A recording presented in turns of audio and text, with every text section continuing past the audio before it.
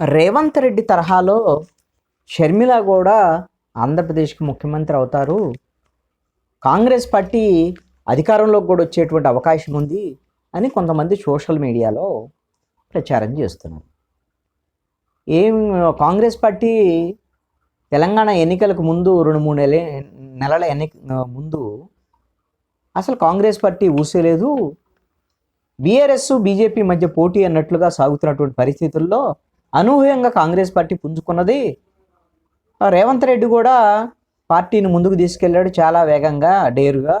కాబట్టి ఆయన ముఖ్యమంత్రి స్థాయికి వెలగడిగారు. ఆంధ్రప్రదేశ్లో కూడా చాలా పాజిటివ్ ఉంది కాంగ్రెస్ పార్టీకి.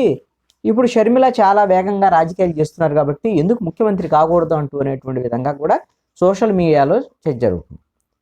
ఈ ప్రచారము, ఇంత అతి ప్రచారము, ఇది కాంగ్రెస్ పార్టీకి ప్లస్ అవుతుందో మైనస్ అవుతుందో తెలియదు. కాంగ్రెస్ పార్టీ ఏం ఆలోచిస్తుందంటే 2014 ఎన్నికలు, 19 ఎన్నికల్లో పూర్తిగా 100 కన్నా తక్కువ వచ్చినాయి, డిపాజిట్లు రాలేదు, కాంగ్రెస్ పార్టీ ఉనికి లేనటువంటి పరిస్థితులు వస్తున్నాయి. ఇలాంటి పరిస్థితుల్లో షర్మిల రావటం అనేటువంటిది కాంగ్రెస్ పార్టీకి ఎంతో కొంత ఉపయోగపడేటువంటి అంశం.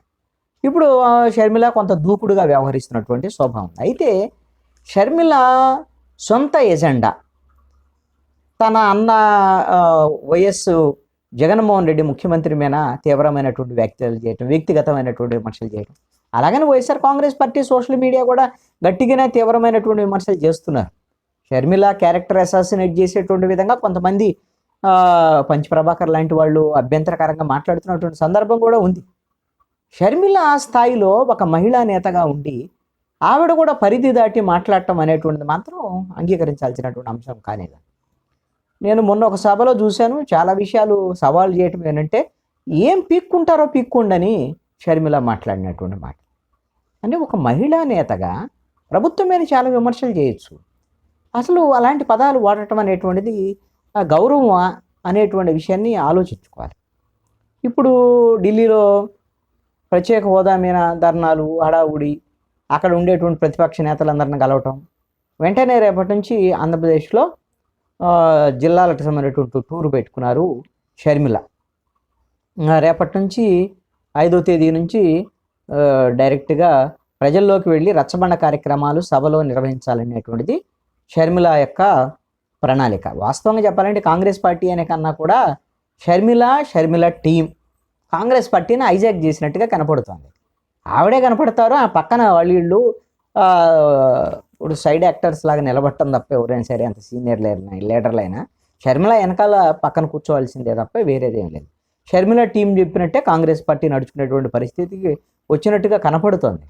ఒక కీలకమైనటువంటి లీడరు, ప్రజాకర్షణ లీడర్ ఉన్నప్పుడు మరి అలాంటి పరిస్థితి ఖచ్చితంగా ఉంటుంది.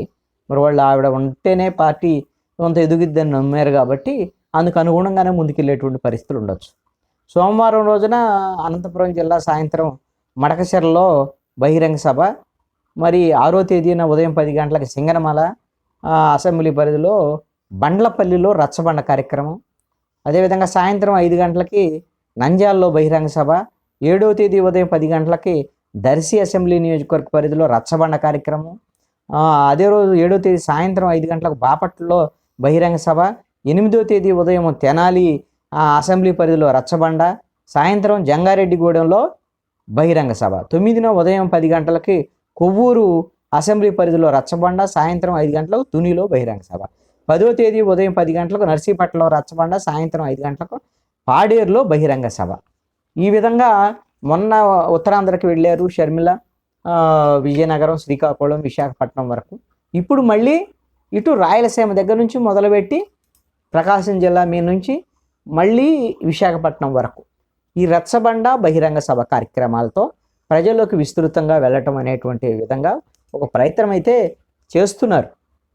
అసలు కాంగ్రెస్ పార్టీకి సంబంధించినటువంటి 1.2% ఉన్నటువంటి ఓట్లకు సంబంధించి ఎంత పర్సెంటేజ్ పెరుగుతుంది ఏంటి అనేది చూడాలి. వాళ్ళు విచిత్రమైనటువంటి సోషల్ మీడియాలో ప్రచారం చేసినట్టుగా షర్మిల ముఖ్యమంత్రి అయిపోతుంది అనేటువంటి ఇలాంటి ప్రచారం ఇవన్నీ కూడా కొంత నవ్వు తెప్పించేటువంటి విధంగానే ఉంటాయి. ఎందుకంటే కేఏపల్లి లాంటి వాళ్ళు చాలా సందర్భాల్లో మాట్లాడుతూ ఉంటారు, నేనే ముఖ్యమంత్రి, ఇప్పుడు ఎన్నికలు జరిగితే తెలంగాణలో, ఆంధ్రాలో చాలా సందర్భాల్లో కూడా మాట్లాడినటువంటి చూసాం కదా.